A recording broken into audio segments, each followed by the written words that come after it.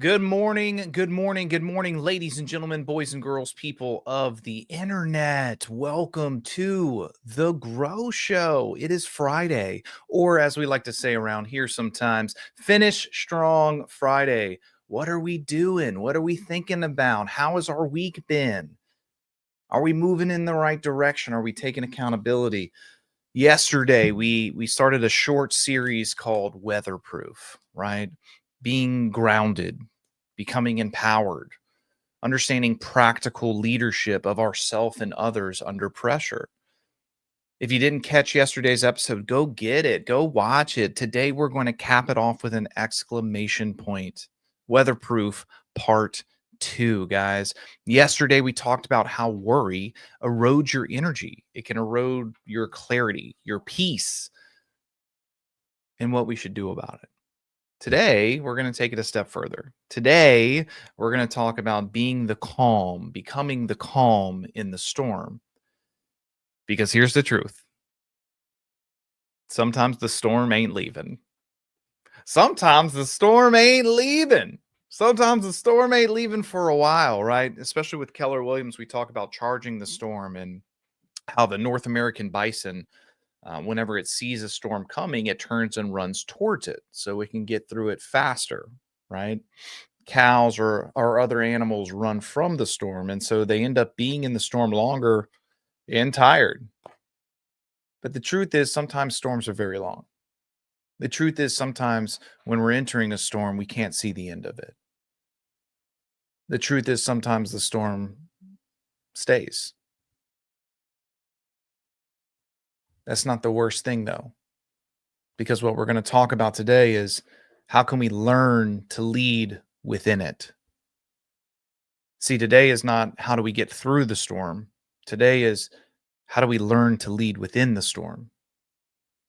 There's a movie, I think it's The Dark Knight Rises, right? And it's Batman, and he's talking to Bane, and Bane's talking to Batman. It's like, "You just adopted the dark. I was born in it, molded by it." Guys, the storm doesn't have to be a terrible thing. It's not sunshine and rainbows, that's for sure. But can we learn to be molded by it? Can we learn to make it a part of us? Can we learn to lead within it? That's the truth.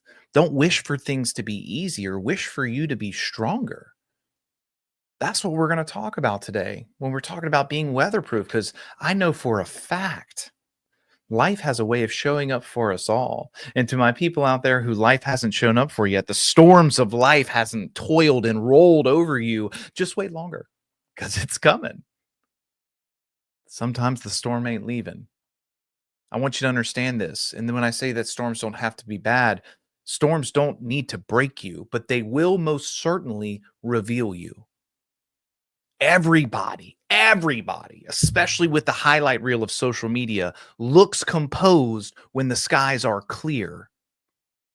But crisis reveals character. Understand that. Crisis reveals character, not just in others, but in us. Think about trees during a hurricane.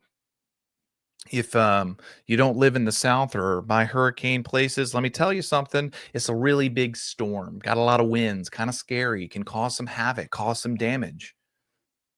Think about trees during that. Trees during the hurricane.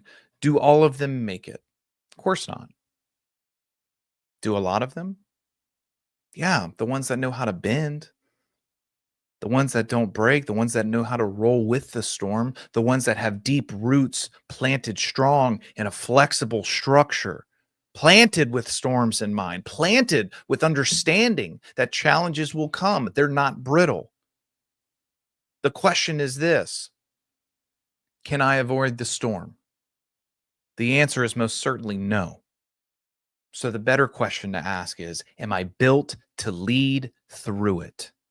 Whether we're talking about a company, a team, your clients, your family, or yourself, the question remains the same. Am I built to lead through it? Because here's the truth, ladies and gentlemen. A lot of times, leadership isn't loud in the storm, it's composed.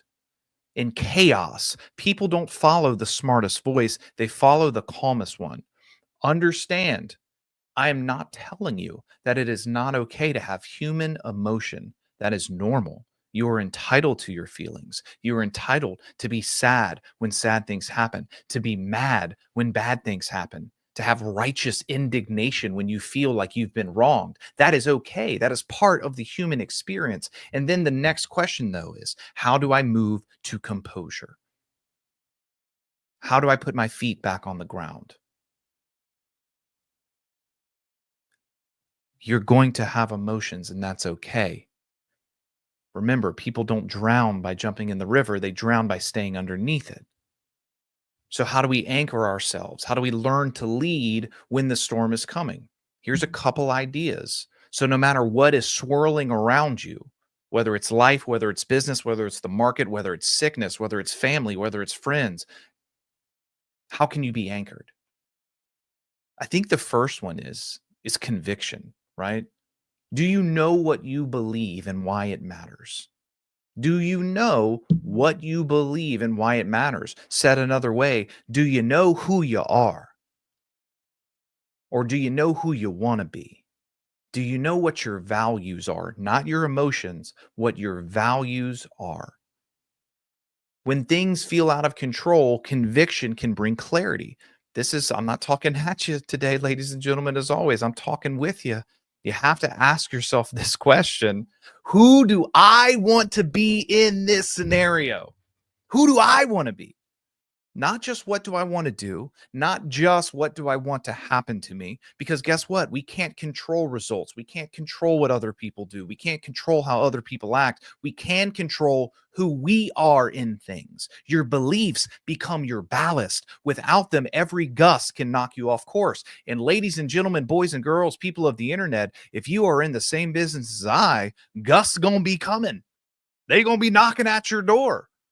They're going to be doing everything in their power to knock you off course. Will they? Is the question. Will they? So when that storm is coming, some of you are in it right now. Some of you are in the biggest storm you've ever been in. I want you to pause and in the quiet of your mind, in your soul, in your spirit, in your heart, not on Facebook, not in the world, in the quiet space of your mind, I want you to ask yourself this accountability question: who do I want to be in this? How do I need to show up in this? Who am I? Who do I choose to be? What is your conviction? Know what you believe and why it matters. The second thing I want you to think about when that storm starts swirling is clarity. Because when we understand who we want to be in this, when we understand who we are, the next question is, what am I going to do now? Right? What is the clarity? What is the next right move? Most people panic because they're trying to solve the whole storm at once. Ain't going to happen, Jack. You don't need a forecast. You need a flashlight. What is the next right move? Okay, now that I know who I am, now that I know who I desire to be, what does that person do next? Not how do they solve this whole thing? Not how do I get through this storm all the way? What do I do next? Let me master that next move. As a high D, this is hard for me sometimes because my mind starts going to, all right, how do I do this and that and that and this and this and this and that and that? And what's the next 10 steps? And what does 1 year look like, in 2 years, and 10 years? And what is my career like? What's the one thing I can control right now? A question that I've asked myself many times and recently is this: what would the strongest version of me do next? What would the strongest version of me do next? Don't estimate the power of small, clear, consistent steps in the middle of a large and uncertain storm. It's a power beyond measure, and it's one that most people don't have. And if my opinion means anything, I think it's a power that most people need. Do not underestimate the power of small, clear, consistent steps in the middle of a large, uncertain storm. So we have our conviction, right? We have our clarity. I know what my next step is. The next one I want you to master, and hear me, I save this one for the last one because, in my opinion, it's the toughest one. Composure. Can you master your presence? Again, when I'm speaking of composure, I'm not saying that you're not entitled to feel or to rage or to lash out or to examine your emotions. That's being human. You're not a robot. You have the right to be upset, howl at the moon, cry. What happens next, though?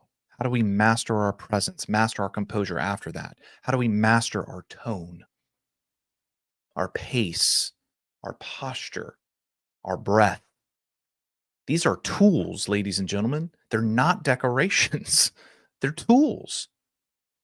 You want to lead a family? You want to lead a team? You want to lead a client through a crisis? We got to start by controlling ourselves. We got to start by controlling our reactions. Are we responding or are we reacting? You see, calm isn't a personality, it's a practice skill. Someone said recently, like, wow, man, you're good at this. And I said, a lot of practice, a lot of practice. That's all it is. It's understanding, hey, I need to breathe slower. Maybe I need to speak slower. Maybe I need to move intentionally. Maybe I need to let people feel my steadiness. Because specifically on the leadership vein, right? Again, leading ourselves, leading our families, leading our communities, leading our teams, our brokerages. How do we become the calm for others? Because it's not just about self mastery, it's about emotional leadership. Let me say that again, emotional leadership, right? Logic makes people think, emotions make people act. How are they acting? Who is in charge of the emotional ship here? How can we be the calm in other people's storms? Well, we already understand we've got to have internal conviction, internal clarity, internal composure. When we're spreading that out, I want you to understand this. You got to ground the room with your energy. Can you ground the room with your energy? You don't have to fix everything. In fact, I'm going to go out on a limb here. Dangerous spot in a storm, but I'm going to do it anyway. You don't have to fix everything because more often than not, you can't fix everything. To ground the room, it starts very simply with just be the person who isn't spiraling. Be the person who's taking a beat, taking a breath, keeping their feet on the ground. Because the truth is, people will match your regulation, your emotional regulation, before they match your strategy. I'm not listening to the strategy of a person who's losing their marbles. You guys ever have a leader who emotions are unchecked? Every bad thing's a big deal. They're not in control of themselves. Are you like, man, cannot wait to follow this strategy? Of course not. So, how can you be the leader people follow? You got to ground the room with your energy. The next one I want you to think about is speaking identity before actions. This is when I talked about having conviction, having clarity. I want you to speak with identity. When others are anxious, don't rush to give orders. Remind them who they are. Hey, listen, you've handled worse. Hey, you, Frank, you're built for this. Susan, you've got grit. Let's use it. The fact that you are breathing, the fact that there's a beat in your heart means that you have gotten through every storm of your life so far, and we will get through this one. The fact that your eyeballs are working today and your feet are on the ground means you've made it through the worst days of your entire life. Believe in yourself. Calm people don't just give direction, they speak identity through themselves and they speak it over others. One of my core tenets of my life that I am on the journey of mastering, I don't know if we ever do, but I'm on the journey of it, is my goal is to be the lighthouse, not the lifeboat. I want to be the lighthouse, not the lifeboat. Kyle, that's deep. What does that mean? A lighthouse and a lifeboat, they both have the same job: save lives. They both have the same job. Their goal, their existence is built to save lives. Here's the problem: lifeboats, they're out in the storm. They're getting beaten up by the waves, water's getting in them. They get retired often and early. They get worn out, they get destroyed. A lighthouse, though, a lighthouse stays firm. It gives clarity from the shore, it shows the path. Some ships see the light, some don't. The lighthouse doesn't run into the storm. It stays firm, grounded on its peak, showing the way, understanding that some people won't. It's neither good nor bad, it just is. Guys, you're not here to carry everyone. You're here to guide them. You are not put on this earth to carry everyone. You're here to guide them. And when the storm passes, and it will, they'll remember you as the one who didn't flinch. Do you guys understand that sometimes lifeboats are one and done? They've got lighthouses, though, that have been around for 800 years, still in operation, still doing the task that they were built for. Today, this weekend, in the quiet time, in your heart and your mind, I want you to ask yourself, how can I show up more for myself, for my family, for my business as the lighthouse? One that is firm, foundational, showing the way, not flinching in the storm, standing up and being counted, showing the light to the people who need it, standing the test of time instead of the lifeboat who's getting beaten, bruised, and can only help such a small amount of people. We're not here to carry everyone, we're here to guide them. Ladies and gentlemen, boys and girls, you do not need perfect conditions to be powerful. Let me say that to your heart here. You do not need perfect conditions to be powerful, because guess what? You probably ain't ever going to get perfect conditions. Stop letting it rob you of your power. In fact, it's in pressure, uncertainty, storms that our strength gets revealed. The storm is your calling. The storm is where we grow. The storm is what shows us what's actually underneath. It's our chance to be powerful, not the other way around. Storms don't make great leaders, storms uncover them.